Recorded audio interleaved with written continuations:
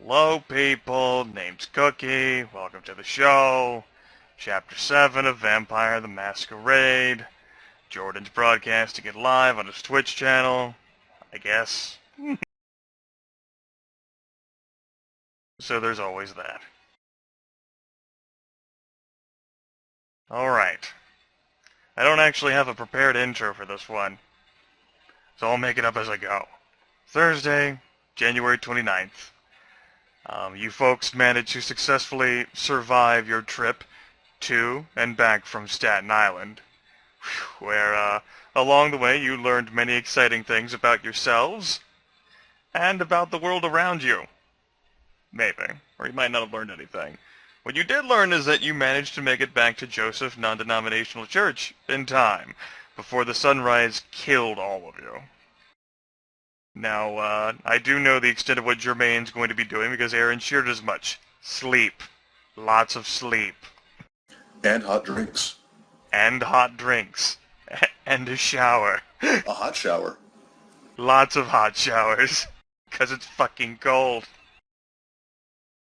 As it turns out, New York City, in January, shit doesn't change. The precipitation, as I said towards the end of last session, it does stop.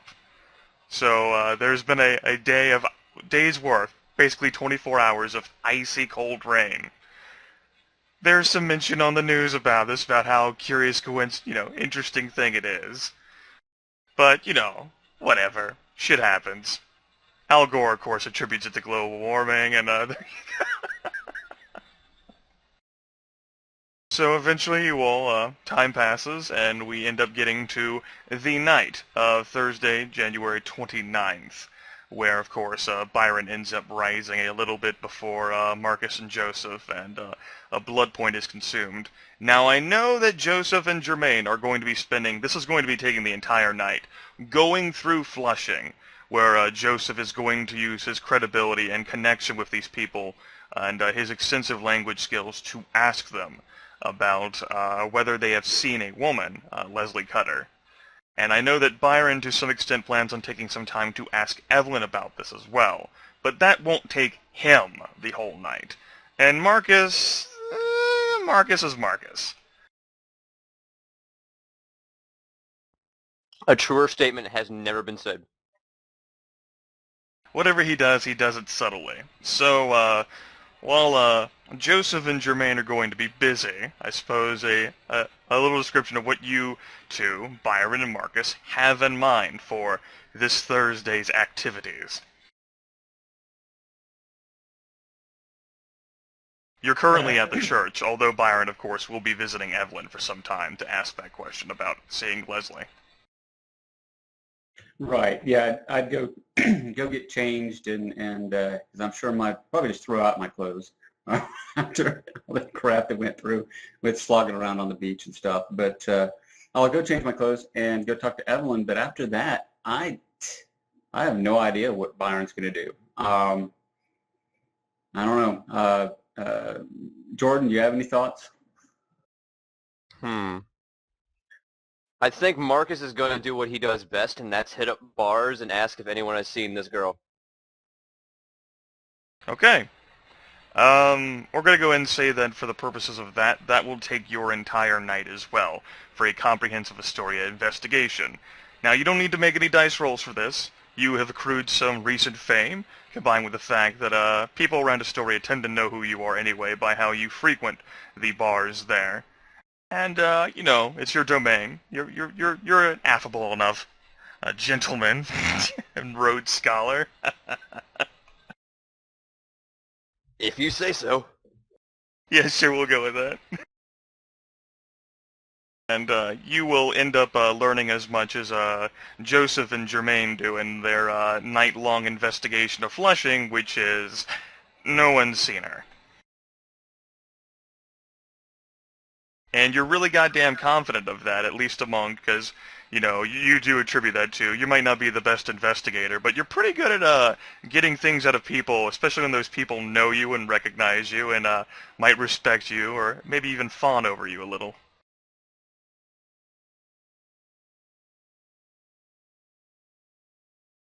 That's leaving Byron's Thursday night / Friday morning.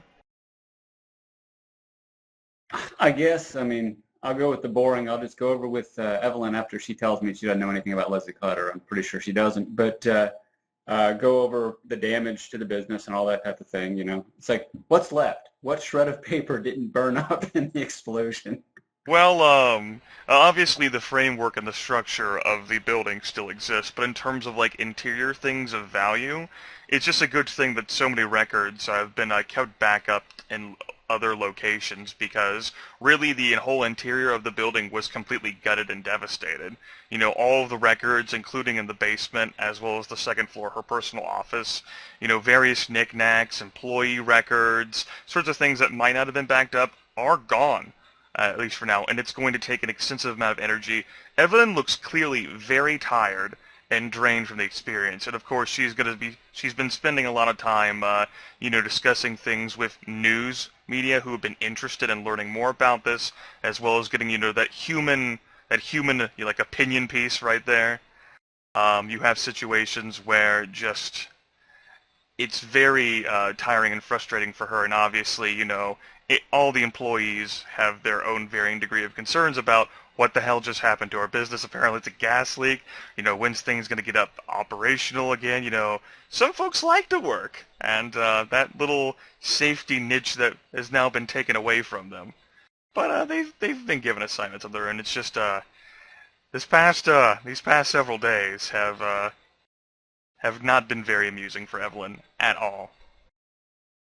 Well, then I guess Byron will tell her to get some rest, and he'll try to do what he can on his end, like looking for new venues and that, not venue, but new locations for an office and that type of junk. Certainly so. I mean, you do have a few like empty properties that you could perhaps repurpose for yourselves, including, of course, there's that empty one that the four of you ended up staying at for a few days. It's more like a residential type area, but certainly you could convert it into a more of a like a commercial type place. You know, maybe it ends up making it a more cozy establishment. Yeah, something like that. We could do that.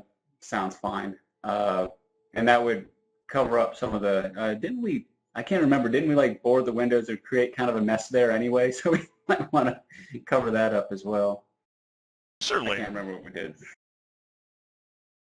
Then you all can then you can spend your entire night doing that as well. So a blood point passes for your system, of course, whenever you wake up on that Thursday, and you spend your entire times investigating various avenues or attempting to get your Astoria real estate business back up on its feet. By the way, Aaron, could you make your willpower roll for Jermaine, please? I'm glad you remembered because I didn't. Worry not.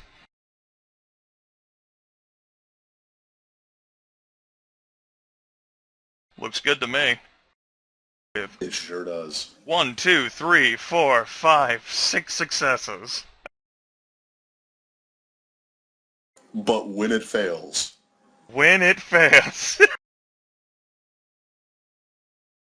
Fantastic. Okay. The higher it is, the more I have to lose. Yep. So Thursday night / Friday morning ends up passing more or less uneventfully compared to so many of the other things that have transpired in your lives recently. Now I do end up asking, just as we've approaching here the Friday morning sunrise, and you all go back to your havens or whatever, what's going to be the next gathering place for the coterie? You guys just want to make it Joseph's Church? You want to gather somewhere else in Astoria? I guess Joseph's Church would be where Byron would head to when he wakes up, because he doesn't know where else to go and meet everyone. You would leave a message, say he's heading there. Because you all have so much that you might end up wanting to discuss, which I suppose in this case ends up being practically nothing. But still, you all need to plan out what you want to do, and that isn't exactly best done over the phone. Right. Okay. Friday morning then ends as the sunrise occurs, and I imagine Jermaine might still be trying to recover after a very cold time out. He ends up relaxing, sipping some coffee, investigating things on his own or just washing his clothes, looking at the news a bit. Interest has sharply dwindled down on the whole story involving O'Malley Real Estate in Astoria. There's a lot of reflection upon, the recent rain that struck the precipitation, but thankfully the skies did clear up even though it's cold. But nothing, again, really of exciting or worth note happens, and we eventually roll up to Friday, January 30th, 1998. And when you all rise, as Byron does first, he loses a blood point, and so do you other two whenever you awaken. And Byron just said that he would be heading to Joseph's church, and leaving a message with the others to pretend, possibly gather there. I forget, do you get a point of willpower back in this version of World of Darkness for resting for the night? No, not though the book says it's a possibility, it's not something that I have going in this campaign. Okay. I think I've only had you all recover like 1 point of willpower thus far. Yeah, like ever. Yep, 1 point of willpower ever. Cool. What would Marcus like to do? Does Marcus have anything he's doing on Friday night, or does he want to head to Joseph's church as well? I think he's going to head to Joseph's church because we need to get this shit figured out. All right.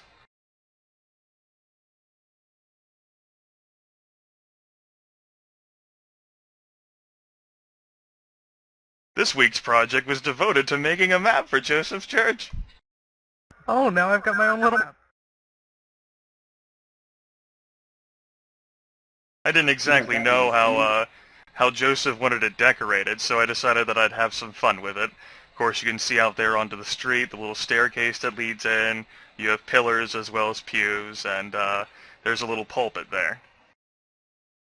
But don't get too excited there, Sean, because remember what happened when you finally gave us a map of our real estate business. It got attacked and bombed. Oh, shit. I don't want to map my place anymore. Also, David went to torpor after he went frenzing, so who's going to frenzy this time? I am. Shut your mouth. You'll even notice I have pretty vision blocking tools, such as you can't see fully and completely around those pillars. Yep. Well, that actually works great for me, but... Does it really? Yeah, because of obfuscate. Now, what I don't have are specific tokens for Rayan as well as Craig. I pulled out some generic sort of shadowy types. Sean, if you actually ever want to make tokens for them and drop them onto the map, I wouldn't have a problem with that.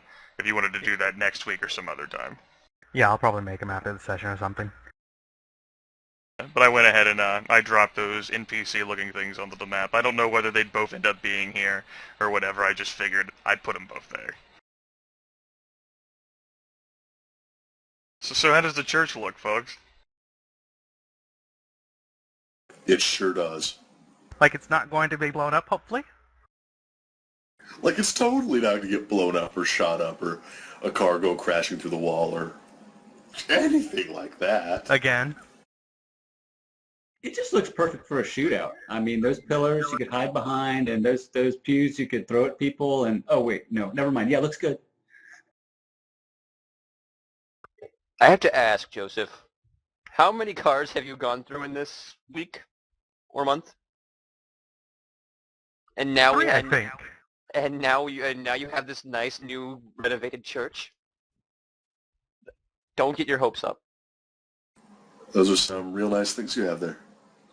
Oh yeah, that's right. What vehicle will Joseph be using to try to get around, or is it just Jermaine's car? Is all the coterie has for now. Well, considering I think I've lost like 3 cars, I think I'm sort of out of the business of getting new ones. Add that to the list of ghouls you guys need. One for combat, a spokesperson, a chauffeur. You know, there's a great used car salesman over there in Jersey somewhere who has a special on navy blue sedans. I know, right? He's practically giving them away. What a great deal! He's gone crazy. Right. Of course, it's not fully depicting all the contents of the church, like such as crazy rooms or bedrooms, but I figured, the main area would look cool as a great gathering place now that O'Malley real estate's in a bad place right now.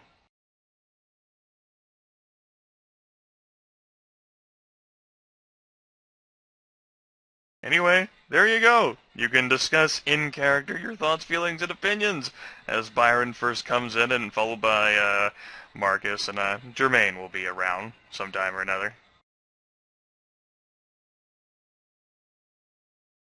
I might even be there earlier than you guys. It's possible. Well, if you're there, I'll ask you how the search went, and if not, I'll just wait for someone to show up and ask them. Search? Finding clues about Leslie Cutter, that thing. I'm not an investigator. Didn't you go with Joseph around Flushing, or was that just Joseph? No, Jermaine went with Joseph. I went with him, but I wouldn't really call that investigating so much.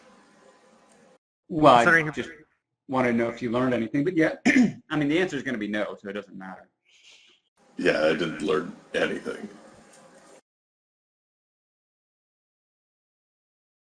I guess Byron will just wait for the rest to arrive unless Jermaine has some better idea, which he's not an idea guy, I think. He's kind of a follow orders guy at this point. Oh, I'm an idea guy, just not when it comes to investigating. All right. Well, anyway, if you have a different idea, Byron will say, well, I guess we'll wait for the others unless you have a better idea. Most of my ideas right now involve plastic explosives. And this church. Hopefully. Let's see if we can get the steeple to fall at a really cool angle.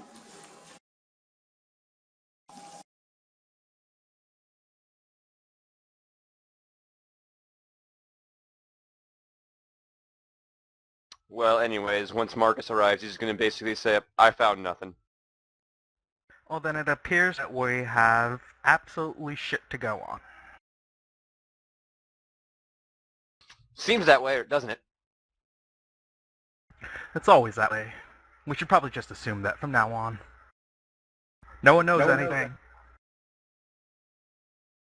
Well, Byron will say Jermaine had an idea, since it was originally Aaron's idea in the chat, that we still have that phone number we could try using somehow. Was that originally my idea? I don't even remember. I didn't think it was. It's worth noting that Theo Bell took that phone to go investigating that situation on his own, as you ended up discussing with him as well as the sheriff. Balls. He was following the lead. Since, if there's going to be anyone who's part of the Camarilla who goes to Jersey, probably be him. Alright. So we have her picture. We know that she hasn't been seen. I know that she hasn't really been seen that much in Astoria, and she hasn't been seen that much in Flushings. Where else could she go? Well, anywhere. I don't know why she would return there, but we could try that warehouse we first found her at. We could scout that out. Because she's got to have someplace she's staying during the day. That's a given, so maybe that's a place. But, I mean, I'm at a loss.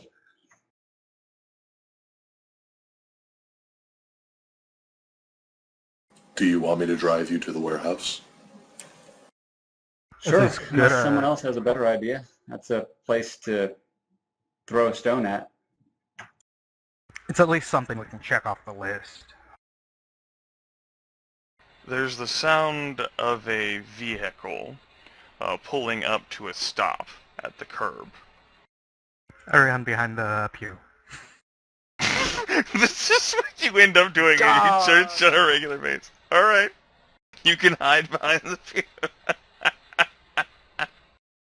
Are you saying it's bad that we've become paranoid?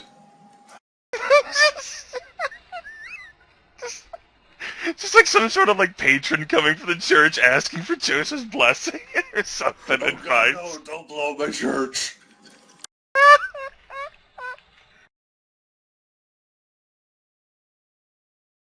Okay. Okay. So you all hear this vehicle. Joseph dives behind a pew. What do all of you do? Marcus isn't going to dive behind the pew. He's just going to turn to face the door and stand behind the pew. All right. Well, it's worth noting that your ghouls are looking at you a little bit confused. He Yeah, Byron will explains say, to them, no, you don't get it. He drew a map of this place. That's a piece of freaking shit, you goddamn Alcavian. I saw him draw the map. You don't know what this means. The storyteller drew the fucking map. Do you understand? That means he's gonna destroy my church. That well, would be my favorite Malkavian condition. Constant breaking of the fourth wall. meta-knowledge condition. I can see that. I He's am aware seeing of a how to bird's do it. eye view of the entire map right now. You don't understand. He's Put our aware tokens of on it and everything. he's aware of out of character dialogue as well. You see how fucking crazy those cars look, man? They look like they will eat me. Greg's like, it's just a car. Well, No! I think I know my replacement character concept. Alright, so Marcus goes to stand behind the pew. Any characters have any other reactions? Byron will turn to Craig and Rain, and also, well, Jermaine was there for the previous bombing to say, yeah, past few days, whenever cars have driven up past dark, it's always been bad news, so you two might want to be careful. And Byron is going to take a step in the middle, not behind a pew or anything. Jermaine? I'm going to lean on a pillar that I could duck behind if need be. Okay.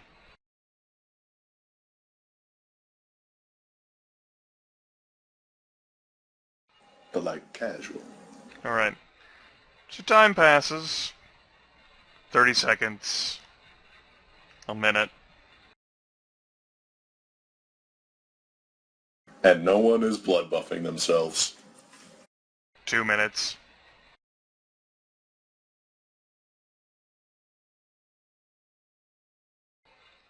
But on the third minute, Yeah, Byron was already taking a few steps towards the door, so, okay, on the third minute. one of the large wooden doors leading into the entrance of the church is pushed open. And one single solitary figure, lit by a light post from behind, and of course the blazing light in the church right here, steps into view. The dark-skinned man walking before you appears queer, as if he doesn't quite belong here. He has short, wavy black hair and thin eyebrows, which seem to perpetually arch curiously over a penetrating brown stare. The suit is black as Aaron measures the distance. I'm not going to deny what I was doing. There's a ruler if you want to obfuscate the fact that you're doing that. There is? Yeah, there's a ruler function if you check like that blue pointer. Cool. Yeah. The suit is black and appears clean, fitting him well, yet at the same time curiously not. There is a powerful musculature visible under those clothes, but what's also visible are the several scars covering his leathery body. And this is something that Marcus can perceive. Having rolled well, Marcus ends up squinting a bit and staring. The scars are particularly visible all over his right hand.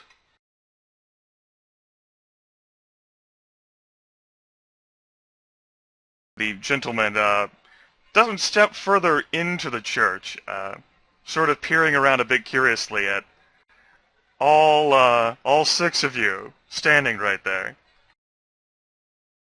All right, well, He, Byron will take a few steps forward and ask, can we help you with something? he quirks his head to the side and says, "Did I come at a bad time?" Oh, no, not at all. Tell us what's on your mind.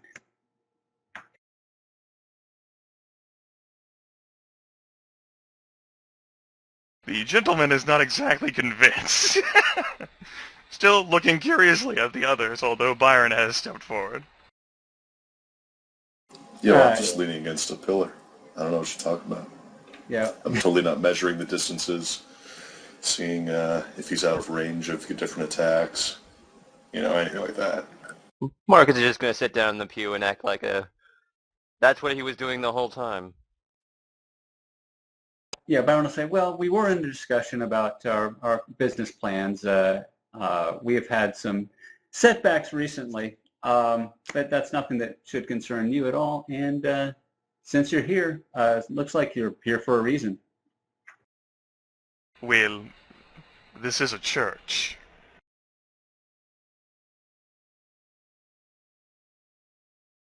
Right.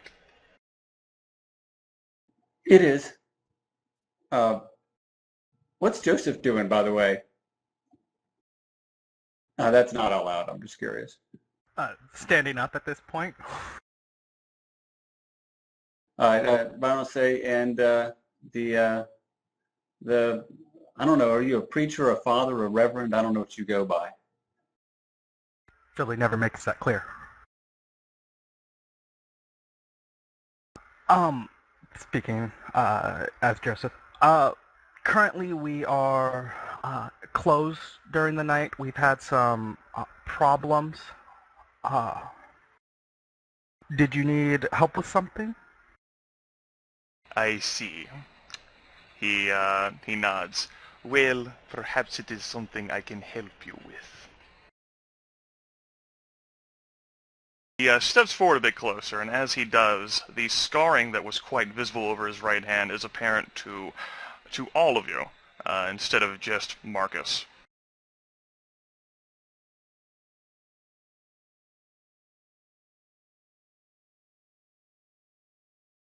And the accent is one that I'm going to play around with, partly because of how interesting it is, and it's simply through an in-character perspective as well. It fits in with who he is as a character in that he doesn't fit in with this time. His voice, his vocal cords almost seem as if they're in some sort of rebellion with themselves, as if at one moment he goes with an accent and then his voice suddenly sort of blends in and it changes a bit, all of its own. There's no jerky movement or contortionism like he's fighting this against his will. It's simply as if it really appears as if he doesn't look like he belongs here. My name is Dmitri Pratishu, servant of Vsevolod Cerveni. He quirks his head. I do believe your Miss O'Malley met me some time ago when I sent her a package. Byron will raise an eyebrow. Which package would that be? She is she is my office manager. Ah, yes. It contained a laptop as well as a gold compact disc, I believe they're currently called. Yes, we did get them. And by the way, I am Byron Rand, if you hadn't guessed. And he'll gesture to the rest of them and let them say who they are if they want to. And these are my friends. Your friends, yes. He ends up pointing with that very scarred, leathery right hand. Joseph as well as Marcus, although he quirks his head and peers curiously at Jermaine. Jermaine, how many dots in intelligence do you have? Let me check.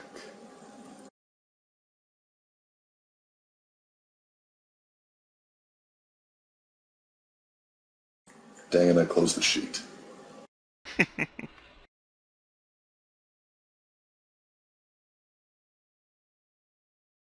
Dos. Alright, this is something special just for your character, Aaron. Not going to give you an assigned difficulty on this, but I would like you to roll both of your intelligence dots.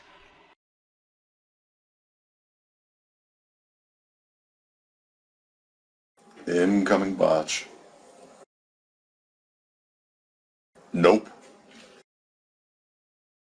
It's a curious stare that this Dimitri gives you, and you end up staring at him pretty hard, and you sort of begin to remember.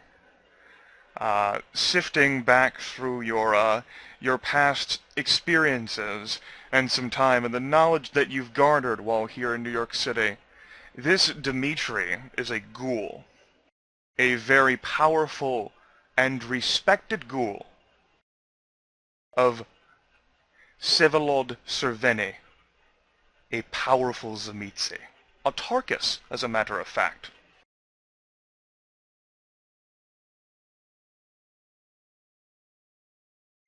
I'll narrow my eyes and just say, their employee. I see. At any rate, he turns his head, sort of, it's cautiously, but at the same time, it almost looks as if he is a little awkward standing here out of the bright light. My master, Sevalod, is interested in speaking with you all as part of what I had sent to you some time ago.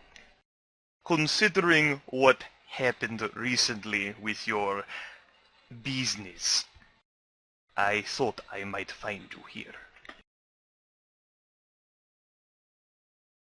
Byron will nod and say, yes, that might be mutually beneficial, but I don't know much about your employer, your master, as you say.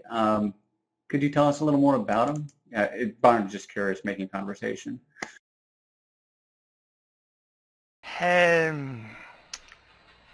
He lets out that sound and sort of stands there a bit. And then the eyes slowly rotate back to look at Jermaine. Oh yeah, I haven't stopped staring at him yet.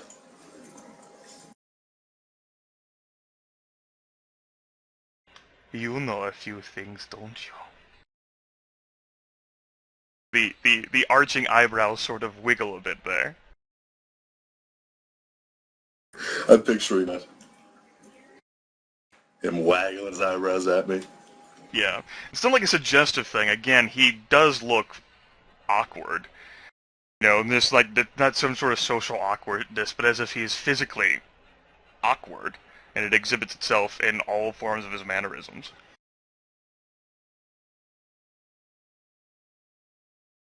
He's a Tzimisce autarch.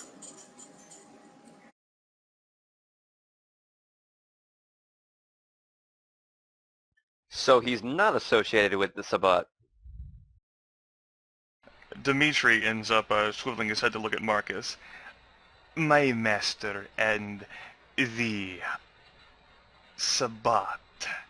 There is a measure of revulsion as well as hatred, which is sugar-coated under the awkwardness of the speech. Do not see eye to eye.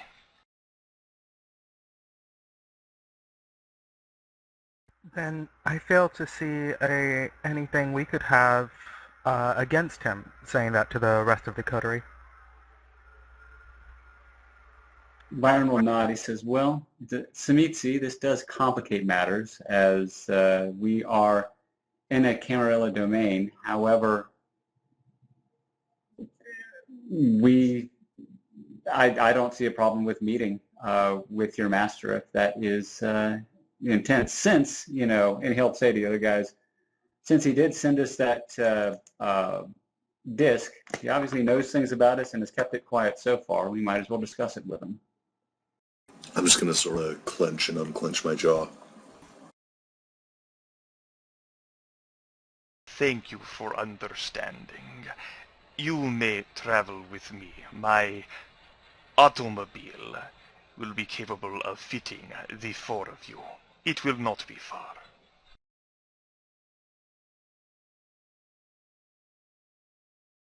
With that, he turns a bit. There is a curious pearly white smile he gives towards Jermaine, which is definitely noticeable, almost as if he senses the ghoul's discomfort, before he turns and begins walking out of the church.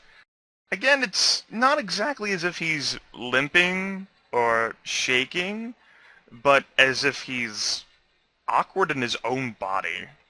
The movements, there's just something inherently not right. Right. Byron will say, we'll be with you in a moment. We have to collect our things. Not a problem. Feel free to take your time. All right. The first thing Byron's going to do, if nobody else does something first, is walk over to Jermaine and say, all right, what do you know about this? What are your feelings? Even if he's an autarch, he's still at Tzimisce. Keep that in mind. Do you know anything about this particular Tzimisce, or just that he exists? Do I know anything other than that he's powerful? Other than the fact that he is very powerful, as well as a low generation, it's actually not known exactly where he ends up lairing, only that he has some form of interest, as well as a domain, somewhere, either in New York City or around it. Certainly there might be powerful vampires of both sex who end up knowing, but he's such a loner and isolationist that he's actually powerful enough to stay on his own. There's few people who can survive a Sabbat attempt at recruiting. There's fewer still who don't consistently get messages trying to recruit them. Sevalod Cerveni is one of those. All I know is that he's powerful, he's old, and the Sabbat's given up even trying. And pertaining to Dimitri himself, he is a powerful ghoul. Your time spent working with vampires as well as ghouls themselves, you would know that your powers are greatly limited, courtesy by the vampiric blood. His is greater than any ghouls you have ever heard of. And don't underestimate Dimitri. Byron will nod and say, well, so what you're saying is that even if we wanted to, let's say, take out Dimitri and run, that would probably not work. We might as well go with this guy. There's no reason for us to attempt to take him out at the moment. For the time being, we should wait and see how everything fits together before even beginning to decide what we should do. Whatever you do, remain guarded. Right. Yeah, Byron will look at Joseph and say, I wasn't suggesting it. I just wanted to get our options on the table. And say, unless any of you have an objection, I say we might as well go with this guy.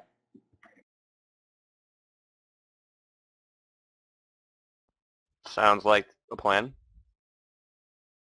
Well then, motioning to the door.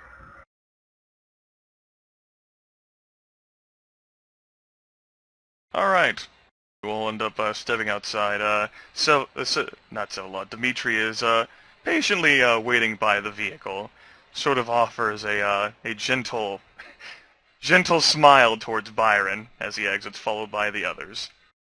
The vehicle is, well, it's not exactly made for 5 grown-up people. It's going to be a tight fit, but all of you will be traveling in there with him. He insists.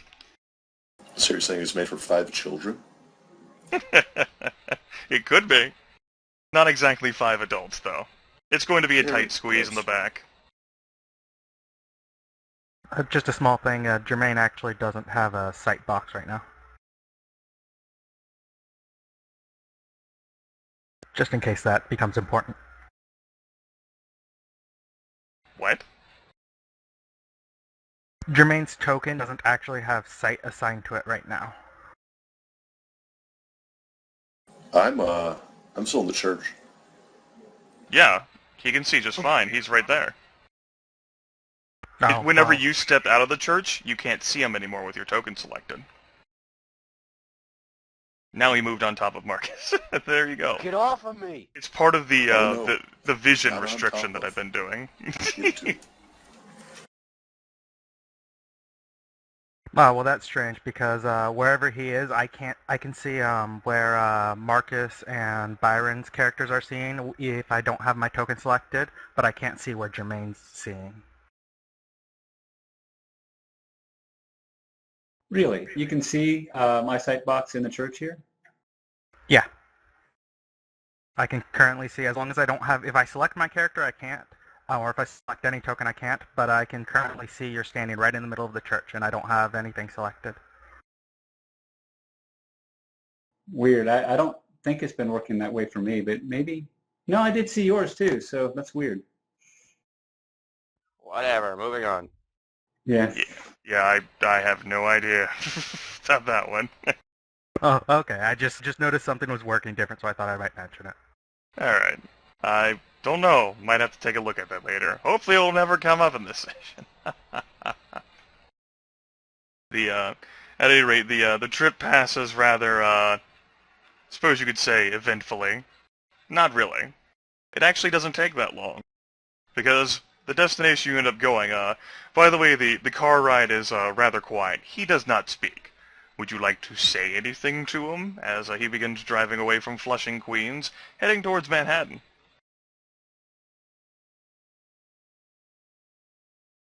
Not particularly.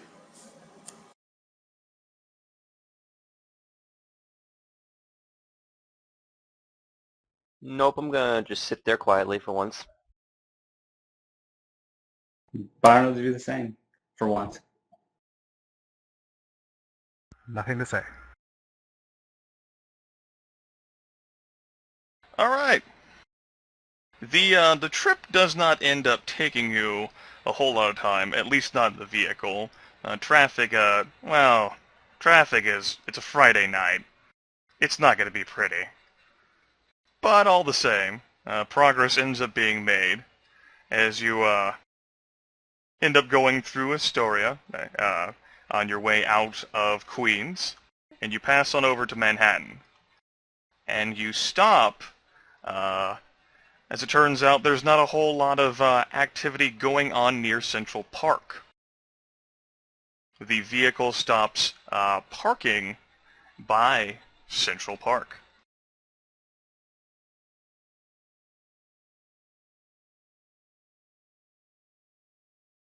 where Dimitri steps out of the car.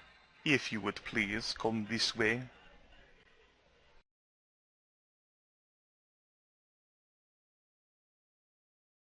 Okay. Marcus we will follow. Well, I follow. Marcus follows as well. Joseph will pick up the back. I'll take the lead. Okay.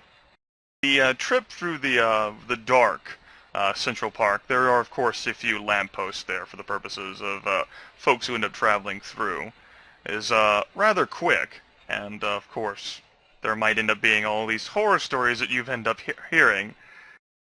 Dimitri, for the non-matter, doesn't seem concerned. He's nonchalant with the trip, although the passage is quick, as if he's, doesn't want to be here, as if he doesn't belong. And again, there's that inherent. It's not related just to Marcus. All of you end up sensing it, just like the way it moves, Dimitri, almost as if there's something inherently wrong. Like, it's not just the voice, it's the way he looks, the way he's looking at things.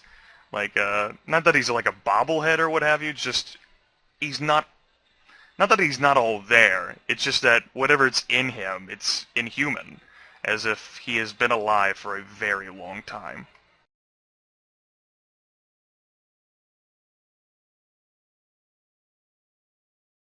The trip ends up carrying you through darker pathways of Central Park. Sort of passages where none of you have ever exactly bothered to explore too deeply, particularly not in your lifetimes, although Jermaine is not precisely limited. The stories of lupines inhabiting Central Park are all fresh in your memory. Regardless, there ends up being a rather, it appears to be some sort of like maintenance shack or whatever. It ends up having a metal roof, metal siding, and a stout metal door, which Dimitri produces a key for and unlocks. revealing a dark passage which he lights with a light on the interior, and it becomes dimly lit. It ends up being a short passageway in the shack with some shelves full of various sort of park maintenance stuff, and then there's a stairwell leading down. If you would all please follow me. He enters the shack.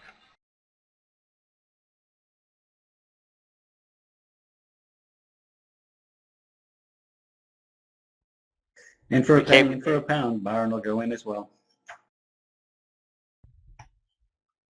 Yep, pretty much. At the very back. I'll be on edge, but I'll follow.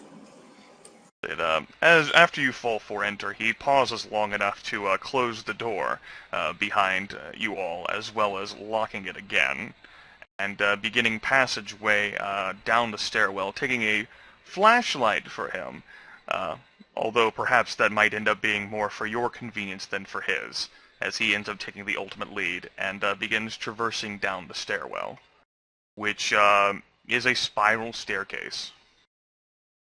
The steps are rather modern-esque, as well as the architecture of the stairwell. It looks as it fits more with what you'd end up seeing from recent construction and renovation with Central Park. As you go down further and further, though, there's a few questions about, exactly where the hell you're going, perhaps how far that you've fucking been walking. Thankfully, though, the stairs have been nice, and you haven't had to take tiny, narrow steps, and, you are going down, although there isn't any railing beyond the siding of the passageway.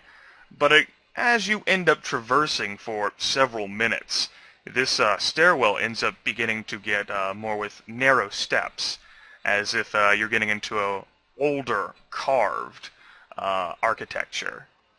And perhaps it's been close to 7-8 minutes of constant walking, downwards, being cautious to take your steps as the way is lit. You end up coming to a rather dimly lit room with the flashlight there, and the light, you're not exactly sure where... Oh, there it is.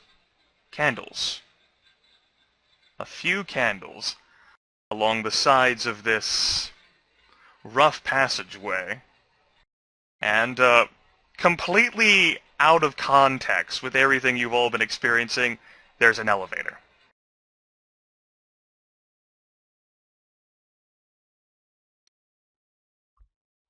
Interesting. Candles to light up an elevator. Yes.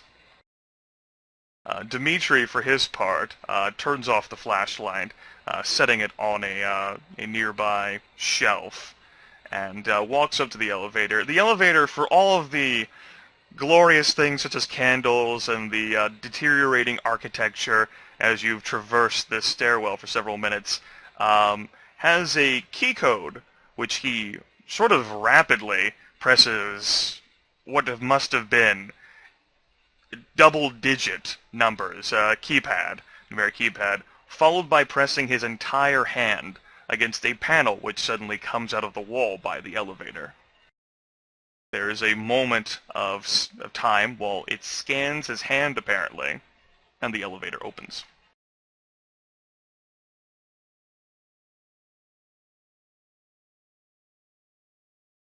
If you would please, it should not be much longer.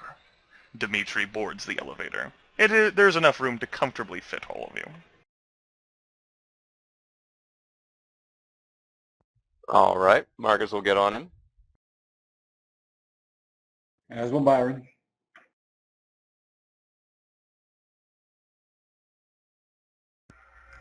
Me too.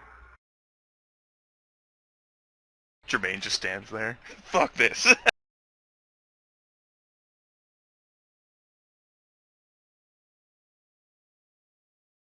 I'll go on with them. Alright. This is not making him comfortable at all. No. While you vampires to varying degrees might end up being unnerved, Jermaine, being a human, although a ghoul, finds himself becoming increasingly awkward and unnerved down here as the elevator begins a slow passage down. And a musty smell of freshly turned earth, as well as old earth, as well as earth that has just been rained upon a lot, as well as graves, and graves in earth, and graves that have recently been rained upon, as you all begin the passage in the elevator, which in itself is dimly lit inside. Dimitri, for his part, is waiting cautiously, sort of standing there by the panel. As it turns out, as you all end up traversing more and more, deeper and deeper into the ground, it seems as if he's getting more and more comfortable. The herky-jerk movements that have been characterized as a part of his physical appearance sort of subside. The awkwardness fades away.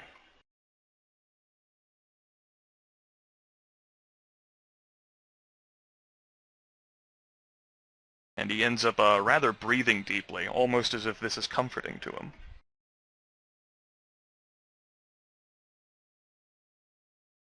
It takes some time, but eventually the elevator, which has been a completely silent ride, no super jazz music or anything, just comes to a ding, and it opens.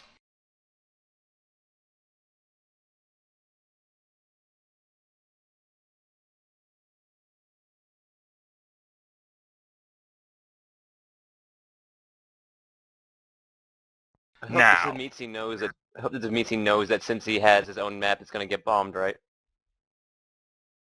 Or at least shut up.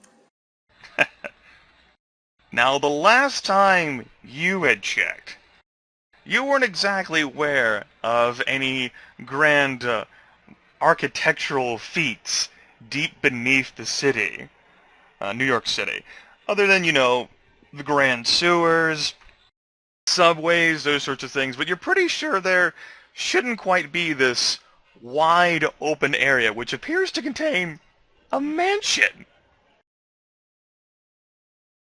The the expanse of this place, as you all step out of the elevator, is completely in contrast to the narrow pathways that you've been taking to get here, and including your time in the elevator. It expands so far into the darkness, you're not sure how this place is being supported or continues to function. Does not have the ground from above collapse on it.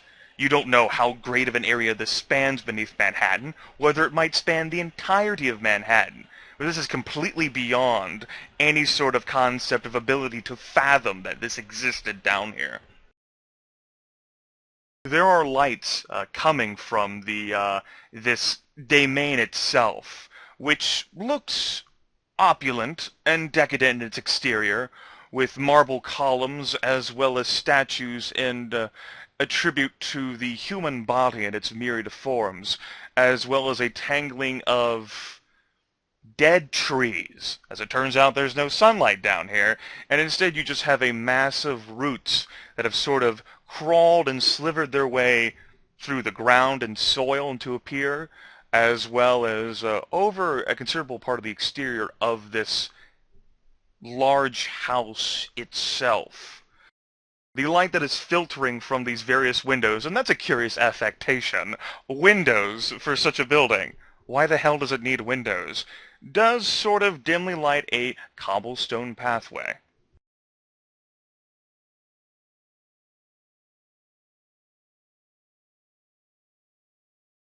This is some Frankenstein shit right here.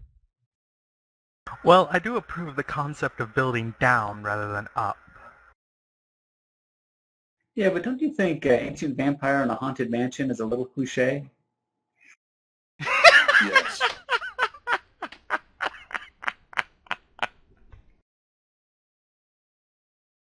That's great. It's not haunted. It's underground. There's a difference. They're not mutually exclusive. Perhaps not.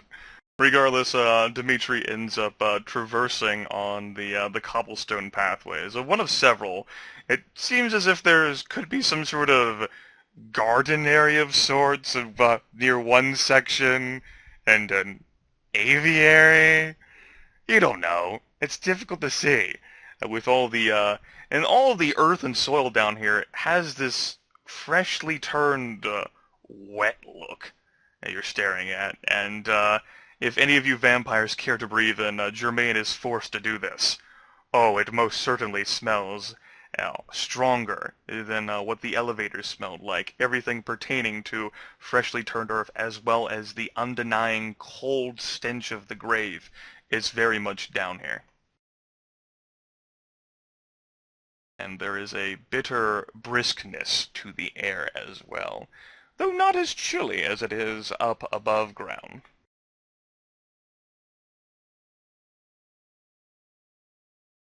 What a morbid place to, well, not live, I suppose. Any of your characters have any reactions with each other, or do you all remain silent and following Dimitri? I'm going to remain silent and incredibly on edge. Marcus is on edge. He's not as on edge as that feeling he gets every single time we go somewhere outside of Astoria. Yeah, well, Byron's on edge, out of his comfort zone, but he's kind of resigned to it, you know. He's just like, my business has been shot up, blown up. We're in trouble with the Camarilla probably for things that he said, actually. So, yeah, he's just going to stay silent and walk forward, I guess. I actually intended that comment. I said that I do approve the concept of building down rather than up to be said aloud. Oh, there you go, then. In that case, Cripson, did Byron say, yeah, but ancient vampire haunted house, so cliche, did he say that out loud? Probably not. Damn it. What? Oh, do you want me to say that? I could. See what Dimitri does to that. That'd be amusing. I mean, you haven't had a foot sandwich recently. Dang It's been, it. what, an entire day? You've got plenty of time in this session to put your foot in your mouth. It's okay. It doesn't have to be now. No, just moving on. Stay All right. quiet. He'll grunt at Joseph. Just move on. You all end up approaching, and as it turns out, the light does end up getting better as you approach this house in the middle of the underground below New York City. Well, you're vampires, and you didn't exactly believe that whenever you're told about them and suddenly inducted into the afterlife. Here, this nighttime soiree of blood, but there you are all the same, so, yeah, sure, what the hell? Zamitzi can build houses underground. Why not? Zoning laws notwithstanding. The rather opulent and ornate doors are no match for Dimitri simply pressing down on the handle, and it swings open with what do you know? What are those those patent and cliched creaks as it opens up.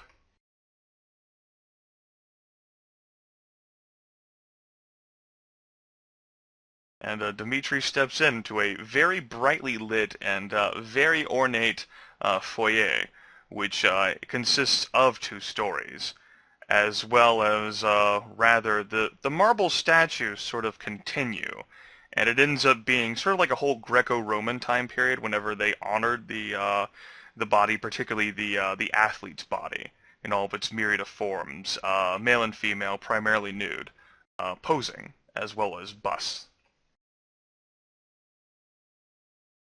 There's some tapestries of tends to be dark colors or blood red. A rather ornate painting of. Well, none of you are exactly determined proficient in such academia, but Marcus, would you be so kind as to give me a self-control roll of difficulty 6? 3 successes. You're good. Looks alright, but you're kind of put off and unnerved by where the fuck you are. You don't have time to gawk at what artistry might be prevalent here. I don't have time to be, blown away by the amazing splendor of it. Yeah, or at least, the focus right now. Though you thought about it. And the second floor ends up being brightly lit as well. There's chandelier, primarily the response of it. Appears to be gold encrusted with little dripping gems. Not just of one particular type either, but dangling gems of all flavors and varieties, from diamonds to rubies.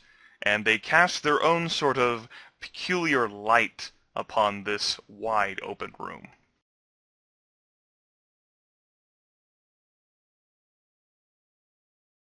Well, Byron will say, I love what your master's done with the place. Yes, he is very... He pauses.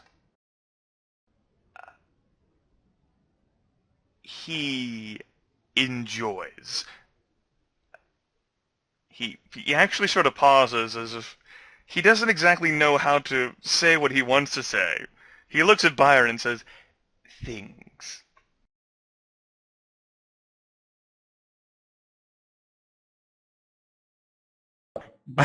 Byron will, I guess, give a little mini nod of half comprehension or none, actually, probably.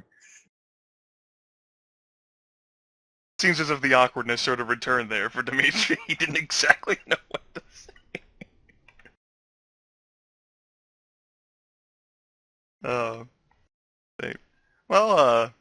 Dimitri ends up looking back at, he's already looking at Byron. He, steps away a bit and, looks at the four of you. My master should be along shortly. I will leave you for to doing whatever it is you feel like doing while you wait. Perhaps a preparation and taking cover and distributing your firearms in case of some grandiose trap. He says with a chuckle, but it's also a sneer directed at Jermaine. I'll just kind of stare right back at him. Yeah, Byron will say, well, if this is some grandiose Tabat trap, I think we've already fallen into it hook, line, and sinker, so sure, we'll wait patiently as we can. I will help you by stepping out of sight so that I will not hear of your plans. The scarred leather hand sort of gives a dismissive gesture as he begins to walk away from you four. Heading towards one of the hallways, and then stops, dead still.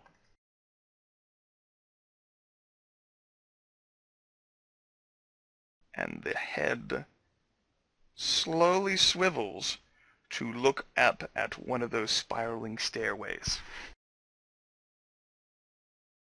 Slowly descending, bare feet slightly hovering above a red ribbon of carpet, black nailed hand trailing along a bone railing, is an otherworldly creature.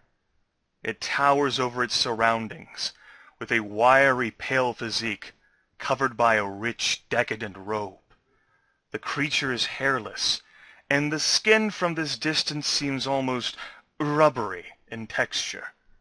There's an emanation of dark power from the creature, inspiring fear and civility, an aura enforced by the terror of its solid black eyes. Jermaine, being a mortal, you in particular feel a sudden mental weight fall upon your chest, as both your human half and the beast from the vampiric vitae cry out in a mixture of revulsion and unadulterated horror. As the creature comes closer, completing its travel down the stairs, a cold gust of wind flutters through the underground domain, and it is redolent of the tortured screams of what you imagine have been this thing's victims. Perhaps that's all imagined, or maybe it's coming from the robe itself, which upon closer reflection appears to consist of human skin, properly worked to achieve its current suppleness. Dimitri, for his part, is frozen dead still, and the eyes have widened to stare at his master.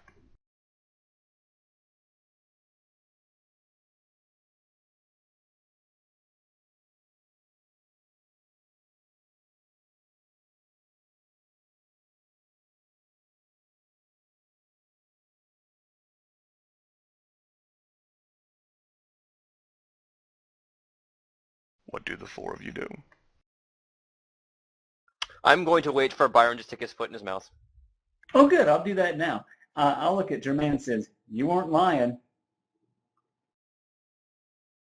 Nope.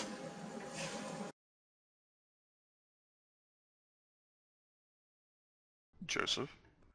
Absolutely nothing but staring at it. Also, just want to make sure, are all of your blood points and your blood pools accurate? Mine is. I noticed that when you switched to Joseph's church, you took my token before I took away the blood points. Yeah, I thought I had. My willpower wasn't. I'm correcting that. Ah. Must have copied it from some other point. I probably did it from the O'Malley real estate where you had full willpower. Probably. Because remember, I spent 2 on the way back last time. Indeed. I forgot.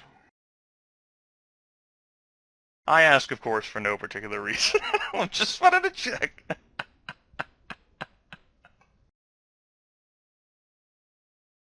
When the creature begins speaking, it's worth noting that the voice is haunting. Not so much because it comes from the creature itself, but because it seems as if it speaks with the voices of many. The accents, the inflections, the emphasis on words shifts constantly, sort of as if what happened with Dimitri, but not out of awkwardness, almost as if it's out of whim. Welcome to my humble domain, little K-Nats. This alien creature with its rubbery skin and its robe made out of human flesh smiles at you with very sharp teeth. I almost shat myself laughing at that accent.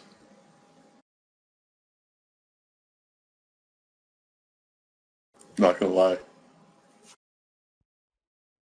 Yeah. If it is, Mitzi actually starts talking in a Texan accent, I'm actually going to just burst out laughing. IRL.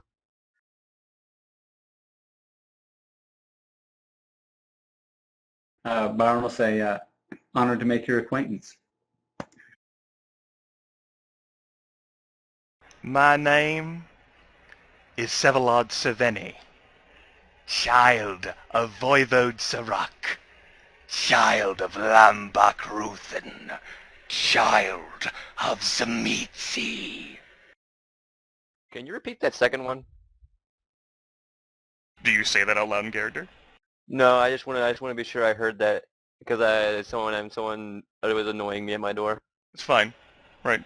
His name, as he said, is Sevalod Serveni, child of Voivode Zorak, child of Lambak Ruthen, child of Zamitzi. And yes, that Lambak Ruthen. When he says Lambach Ruthen, Marcus is going to visibly get more tense. The monster before you, Sevalod, his head swivels to look at Marcus, as staring with those pitless alien eyes. Ah, yes, you've heard of my grandsire, have you not? Lambach Ruthen, I do believe he made quite the appearance just a short amount of time ago in the Big Apple. Marcus is going to nod.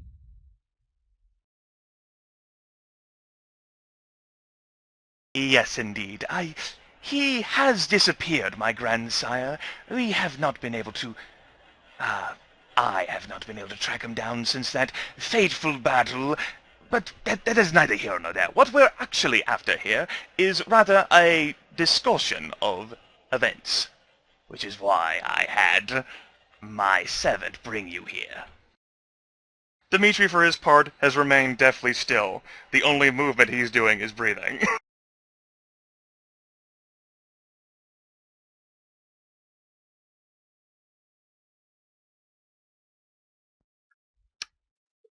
Well, since Byron's not going to be sticking his foot in his mouth, Marcus will do it for him. Super. I was just about to, but your turn. I believe, Mist, I believe your servant brought us here for, it was about Miss Cutter, right? Or was it about, no, it was about the computer laptop, that's what it was. That's out of character. Yes. Your servant Dimitri sent us a laptop and a compact disc, correct? The monster before you pauses, almost as if he's trying to access the information. Yes, I do believe those were the names of that quirky book made out of plastic and metal and silicone. Yes, it is a laptop with a compact disc. He sort of rolls the words on his tongue as if they are unfamiliar to him. With the power to access anything you want on this curious book called the Internet. But that is neither here nor there. He waves it off with a dismissive of his rather menacing, bony hands. Did you find the message contained upon that compact disc to your liking? Was it informative? It was a bit lost. Half of the disc was corrupted, and the message was... Oh, we did not get the full message. And the part we did get made our companion a little unhinged, shall we say, the one in those pictures in the video. Despite the alien appearance of Sevalod, there is no mistaking his displeasure when informed of the fact that some of the message has been lost. His head, with great measurement, rotates towards Dimitri, who, to his credit, has remained still there the entire time.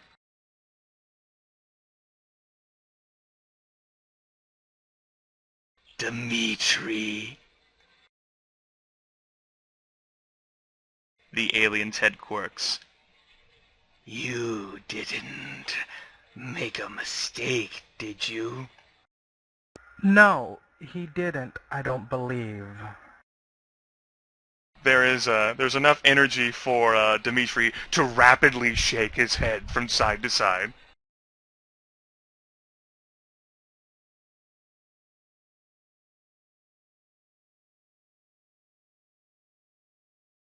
This little standoff continues for about 2 more seconds before Dimitri suddenly collapses, screaming and writhing on the ground, his hands clenching his temples.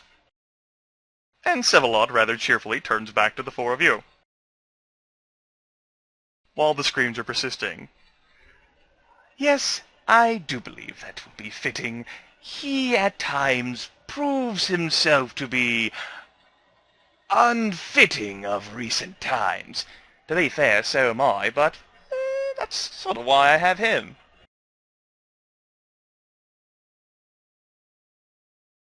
Right, on to other matters. Did he go Aussie in that last bit? What I really wanted the 4 of you here was to discuss some of the information contained on that compact disc, including... Well, you all didn't get to see the full breadth of it, but there were some things that transpired, partly by your Nosferatu companion David Green, and partly by you others.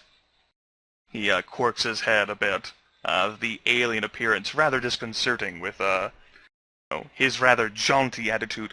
You will, of course, recall the incident that took place at the Muncie Hudson Expediting and Storage Building involving the... what was it?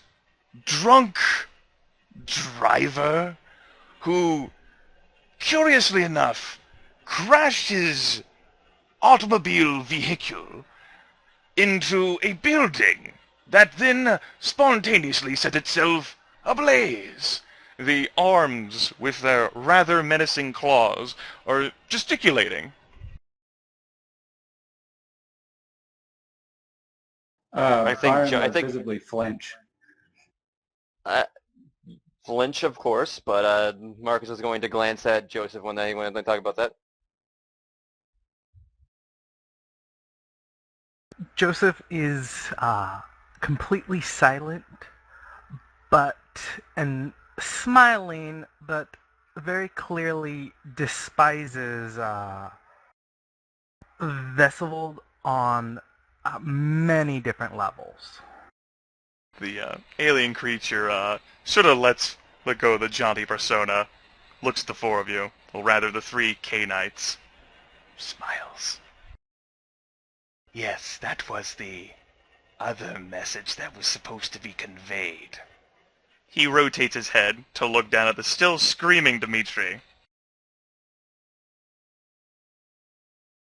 The screaming immediately stops, and the body of the ghoul falls unconscious.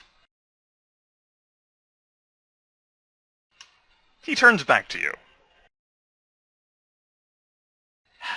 I am glad, nonetheless, that you chose to travel with him in spite of the improper receiving.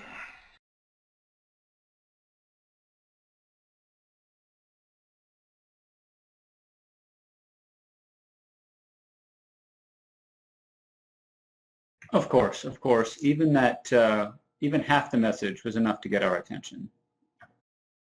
Fantastic.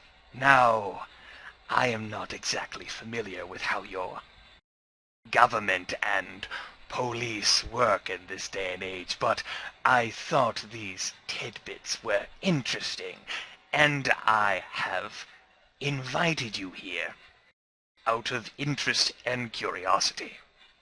The alien appearance sort of shrugs as he he sort of frowns and says, "Simply put, I have something to ask of you. If you are to do this task, and I will not say it's simple, I will forget everything that has occurred, and as a matter of fact, I may even reward you for what you have given me. And rest assured, I have much to offer." The alien sort of swivels his head back to Dimitri, who suddenly finds himself beginning to levitate up in the air as he becomes conscious and resumes screaming.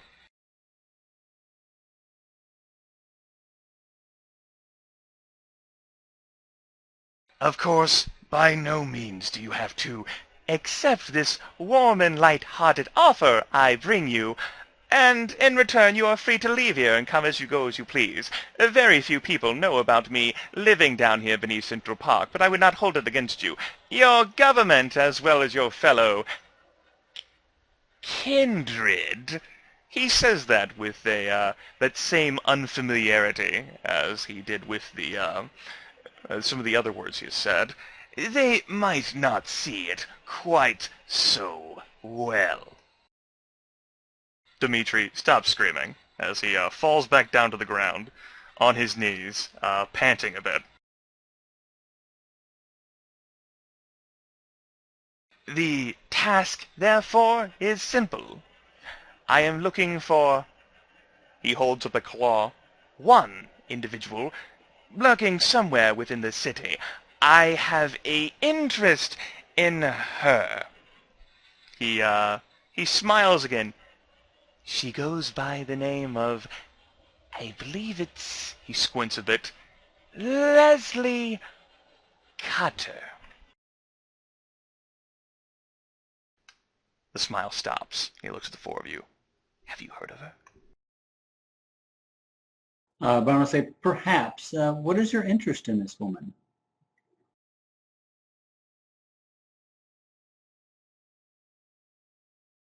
She is... He stops and tilts his head.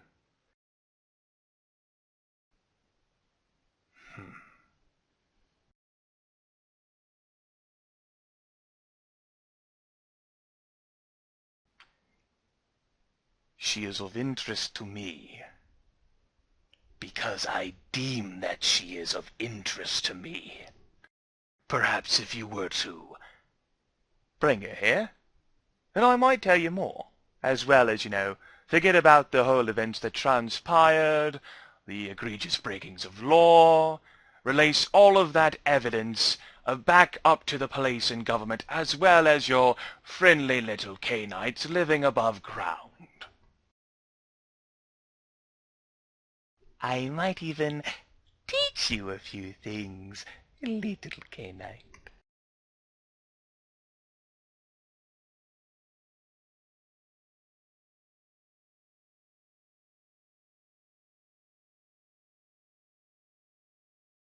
When you've managed to all recover from laughing, please feel free to share your character's thoughts, as well as speak to him if you so wish.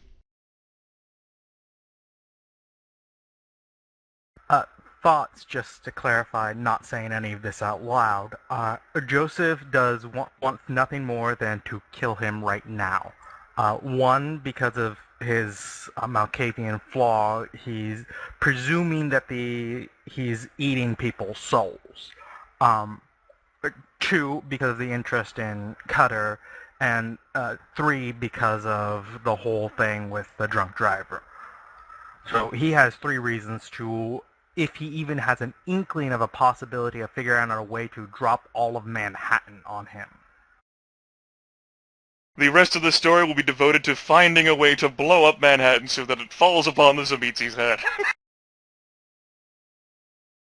Jermaine is teetering back and forth between the shock, revulsion, and horror at this ancient Zamitzi and wanting that powerful of a sire.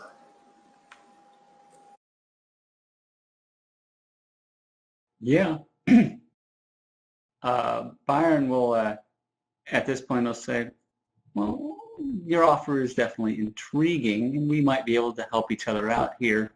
I do have one question, though. Would you know anything about several higher generation vampires that might have been traveling around in blue sedans?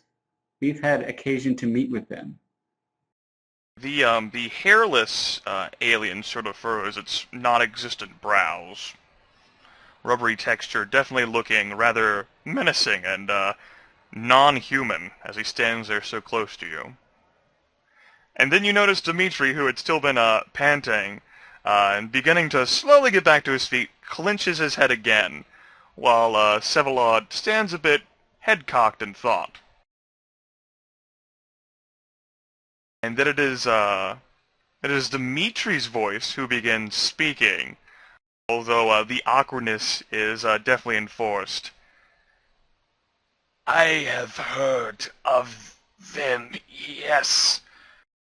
Many others are apparently interested in this little vampire, though for reasons I do not know.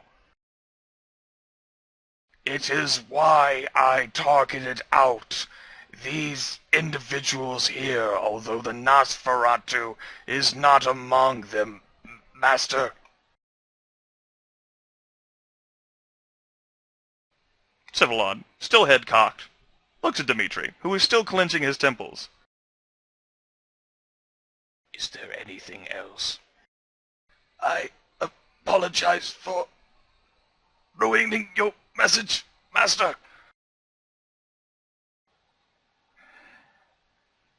The alien sighs.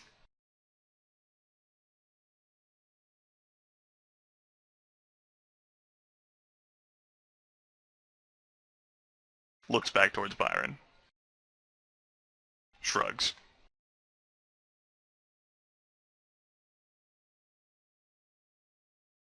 Oh, well. I thought maybe you'd have more information, but yes, now you know that there are other parties looking for this girl. I Do see. you, Well, it stands to reason that if they are looking for her, then they would still be interested in her. Don't you agree? of course. He cocks his head. But that does mean that the four of you have some familiarity with her already, yes? Uh, as far as I can tell, the only um, sorry, as far as I remember, the only things we've had with her is a brief, momentary meeting out of just just seconds, hours. Nothing that no actual association with her really. Oh. He steps a bit closer. His very tall frame, and it's worth noting, he does loom at over 7 feet. And although his sort of like musculature and complexion doesn't quite seem like it matches that height, almost as if it's been a bit stretched. And he leans down a bit to get a better look at Joseph. Do tell. What is she like?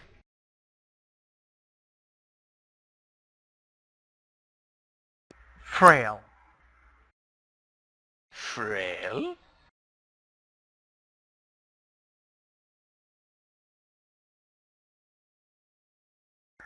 It's the only word that jumps to mind when discussing her. Perhaps if I gave it more thought, I could think of more details, but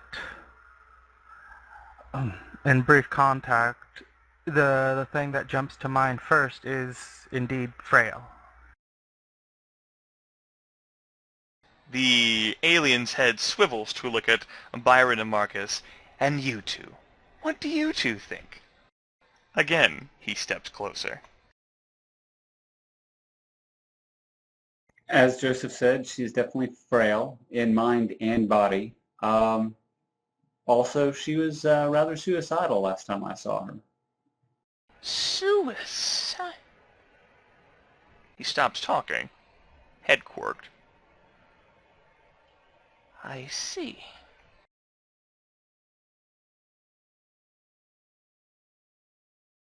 And you, Marcus? The name slowly rolls off of the alien's tongue.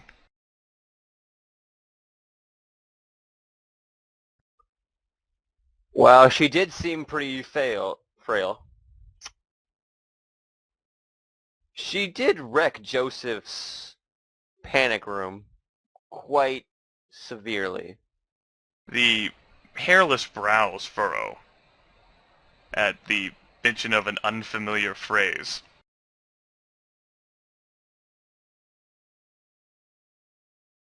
Panic room? I'll let Joseph explain this one. He doesn't really... He's better explaining this. My own condition makes it useful for me to have somewhere where I can go and lock myself in. The expression sort of clears in understanding, and the thin nostrils inhale deeply. I see. Child of Malkav.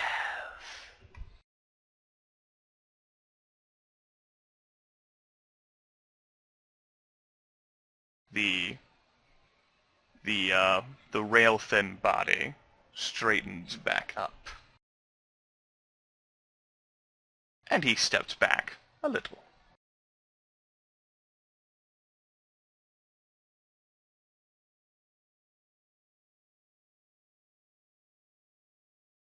There we go. Get back on the grid, you motherfucker.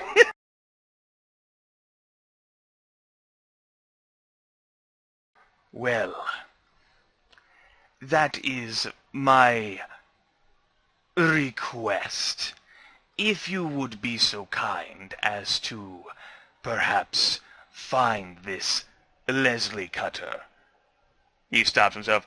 I am assuming they don't have her, Dimitri? Dimitri rapidly shakes his head. He turns back to look at you. If you would please find her and bring her to me, I can make it worth your while. There are a few things I would like to do that my research prohibits me from doing, and such resourceful little canines. I can make it worth your while. He smiles at Jermaine as the head focuses on him. Although, what could I do to interest you? He pauses. Jermaine will just sort of stare at him for a moment, deciding how he's going to respond. Sorry guys, I didn't hear any of that. I gotta step away for a few minutes. Take a 5-minute break. Okay. Cool.